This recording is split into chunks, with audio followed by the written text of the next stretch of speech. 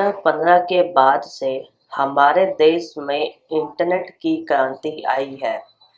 पिछले कुछ वर्षों में इंटरनेट उपयोगकर्ता की संख्या बहुत ज़्यादा बढ़ी है, जिसका असर यह हुआ है कि आज हम अपने रोज़मर्रा की बहुत ज़रूरी काम इंटरनेट की मदद से ही करते हैं। लेकिन फिर भी पढ़ाई की जब बात आती है तो वहाँ पर शिक्षा देने के परंपरागत तरीकों को ही तरजीह दी जाती थी।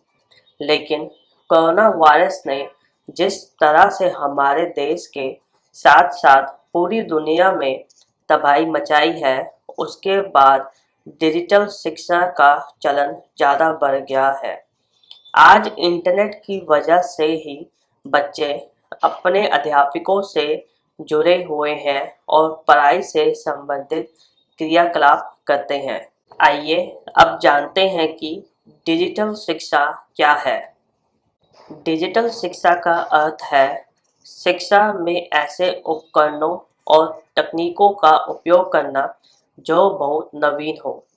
ऐसे तकनीक और उपकरणों के माध्यम से शिक्षकों को बहुत सुविधा मिलती है।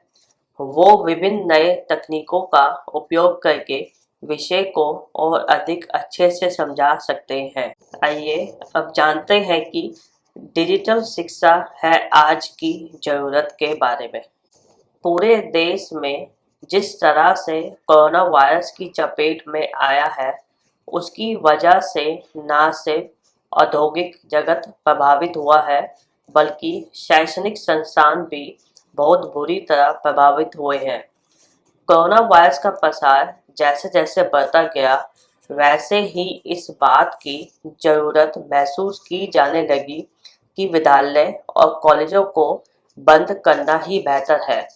लेकिन दूसरी तरफ चिंता का विषय ये है, हमारे देश के भविष्य अर्थात छोटे छोटे बच्चे आखिर तब तक शिक्षा से दूर रहेंगे। इसका सिर्फ एक ही समाधान नजर आया और वह है डिजिटल एजुकेशन। यदि बच्चों को उनके घरों में ही जरूरी शिक्षा दी जा सके, कुछ जरूरी तकनीकों का उपयोग करके, तो इससे बेहतर कोई और विकल्प नहीं हो सकता। बस इसी बात को ध्यान में रखकर हमारे देश में डिजिटल शिक्षा को बढ़ावा दिया गया और आज देश के अधिकतर विद्यालयों की तरफ से डिजिटल क्लास भी ली जा रही है। आइए अब जानते हैं कि डिजिटल शिक्षा के सामने की चुनौतियों के बारे में। डिजिटल शिक्षा का भविष्य भले ही आज उज्जवल दिख रहा है, लेकिन इसके सामने कई चुनौतियां खड़ी हुई हैं। इन चुनौतियों से पार पाए बिना पारंपरिक शिक्षा का विकल्प डिजिटल शिक्षा नहीं बन सकती। डिजिटल शिक्षा के समक्ष खड़ी कई चुनौतियां इस प्रकार हैं।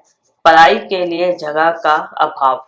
विद्यालय एक ऐसी जगह है जहां पर सिर्फ अध्ययन और अध्यापन से जुड़ा हुआ कार्य किया जाता है। कोई भी विद्यार्थी पूरी तन्मयता से 8 घंटे ध्यान एकाग्र होकर पढ़ाई करता है, पर यदि विद्यार्थी घर में रहे और उन्हें डिजिटल तरीके से पढ़ाया जाए तो उसके सामने सबसे बड़ी चुनौती जगह के अभाव की है। 2011 की जनगणना में यह बताया गया है कि हमारे देश में ऐसे 71% घर हैं जहां 3 या 3 से अधिक लोगों के बीच सिर्फ 2 ही कमरे हैं। ऐसे में यह कैसे संभव है कि कोई विद्यार्थी 8 घंटे पढ़ाई कर पाएगा और उसकी पढ़ाई में कोई भी व्यवधान उत्पन्न नहीं होगा। दूसरी चुनौती है इंटरनेट की सुविधा का अभाव। 2017-2018 में नेशनल सैंपल सर्वे में यह बताया गया था कि करीब 42% शहरी परिवार और 15% ग्रामीण परिवारों के पास की इंटरनेट सुविधा मौजूद है। इस प्रकार का डाटा थोड़ी भयावह है, खासकर डिजिटल शिक्षा को ध्यान में रखते हुए, क्योंकि ऐसी परिस्थिति में कभी गरीब 2-तिहाई बच्चे डिजिटल शिक्षा प्राप्त ही नहीं कर पाएंगे और इसका सबसे ज़्यादा प्रभाव गरीब मजदूर और पिछड़े जाति के परिवारों पर पड़ेगा। तीसरी परिस्थिति है इंटरनेट की धीमी रफ्तार।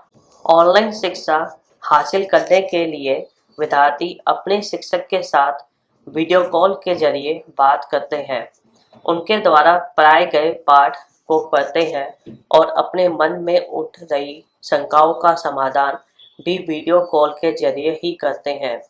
इसलिए यह बहुत ज़्यादा ज़रूरी है कि इंटरनेट की गति बहुत अच्छी रहे और स्थिर रहे, ताकि संदेशों का आदान प्रदान सही तरीके से हो सके।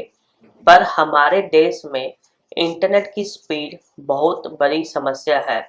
एक आम वीडियो कॉल में हम ये देखते हैं कि इंटरनेट बहुत परेशानियां उत्पन्न करता है। तस्वीरें स्पष्ट तौर पर नहीं दिखाई देती है, ना ही आवाज़ हमें स्पष्ट तौर पर सुनाई देती है। ऐसे में विद्यार्थी किस भांति पढ़ाई कर सकेंगे, यह सोचने वाला प्रश्न है। इसके अलावा हमारे देश के हर क्षेत्र में इंटरनेट की सुविधा एक जैसी नहीं है। जम्मू कश्मीर जैसे क्षेत्रों में दंगों की वजह से इंटरनेट की सेवा अधिकतर बंद ही रहती है। ऐसे में डिजिटल एजुकेशन का विकल्प कुछ छात्रों के लिए बिल्कुल भी उपयुक्त नहीं है।